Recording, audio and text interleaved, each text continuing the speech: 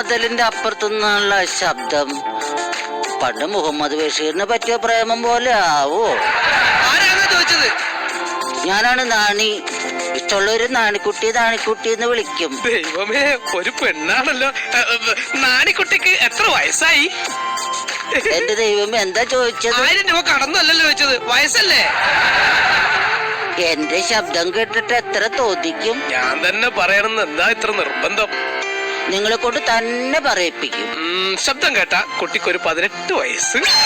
എന്റെ ദൈവമേ, സോറി ട്ടോ, സ്ത്രീകൾക്ക് വയസ്സ് കൂടുതൽ പറയേണ്ടത് അത്ര ഇഷ്ടമുള്ള കാര്യമില്ലല്ലോ. അതുകൊണ്ട് ഒന്ന് കുറച്ച് 17 വയസ്സ്. 17. ദൈവമേ, ഈ പ്രായത്തിൽ എനിക്ക് ഒരാളെ പ്രേമിക്കാൻ പറ്റിയല്ലോ. നാരായണിയല്ല, നാണി.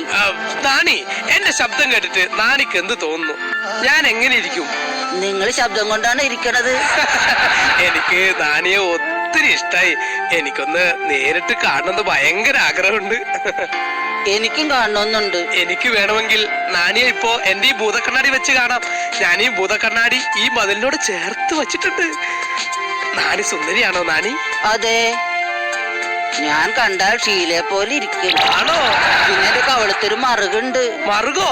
എങ്കിൽ ഞാൻ ആ മറുക് പിച്ചി മാന്തി പൊളിച്ചെടുക്കും. മറുക് അത്ര ഇഷ്ടമാണ്. അതുകൊണ്ടല്ല, മറുക് കാണുമ്പോ എനിക്ക് ഉണക്ക മുന്തിരി ഓർമ്മ വരും. അതുകൊണ്ടാ ഞാൻ എന്റെ കൈകള് ഈ മതിലിനോട് ചേർത്ത് വച്ചിട്ടുണ്ട് കേട്ടോ. ഞാൻ നിന്നെ ഒന്ന് അമർത്തി ഉമ്മച്ചോട്ടെ നാരായണി. അയ്യോ വേണ്ട. എന്താ? അമർത്തി ചുംബിച്ചാലേ തകരത്തിന്റെ മതിലാണ്. ഒന്നാമത്തെ ഇടിഞ്ഞു പൊളിഞ്ഞ് എന്റെ മേത്ത് വീഴും. പിന്നെ ചുണ്ടാണെങ്കിലേ പൂവിരിഞ്ഞു പോലെ മലർന്നു പോവും. എന്റെ മുടിയുടെ മണം എന്നെ മത്ത് പിടിപ്പിക്കുന്നു നാരായണി. നത്ത് പിടിപ്പിക്കും? മത്ത് പിടിപ്പിക്കുന്നു. പുരുഷന്റെ ഗന്ധം എന്നെ ഇക്കില് കൂട്ടണം. ആണോ നാണി? നിനക്ക് ഈ മതില് ചാടി ഇങ്ങോട്ട് വന്നൂടെ? എന്റെ പേര് പി ട്യൂഷനല്ല. പിന്നെ നാണി, എനിക്കിവിടെ ഭയങ്കര സ്വാതന്ത്ര്യം കേട്ടോ. ഇവിടെയുള്ള എല്ലാവരും എനിക്ക് എന്റെ അളിയന്മാരെ പോലെയാ.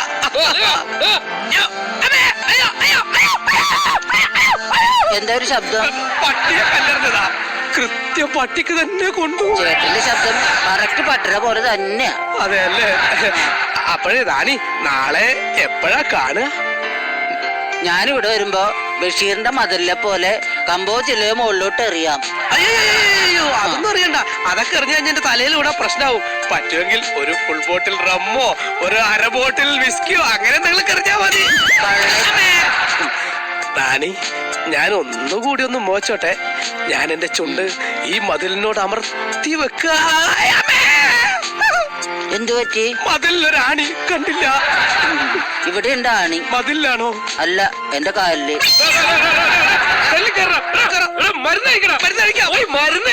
മരുന്ന് സെൻട്രൽ ജയിലിന്റെ മതിലല്ലേ?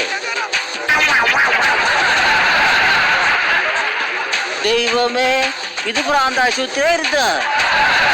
വൈക്കം മുഹമ്മദ് ബഷീറിന്റെ മതിലുകളിലെ പോലെ പ്രേമമായിരിക്കുമെന്ന് ഞാൻ കരുതിയത്. ഇതിപ്പം ബഷീർ എനിക്ക് പാലും വെള്ളത്തിലാണല്ലോ പണിയുന്നത്.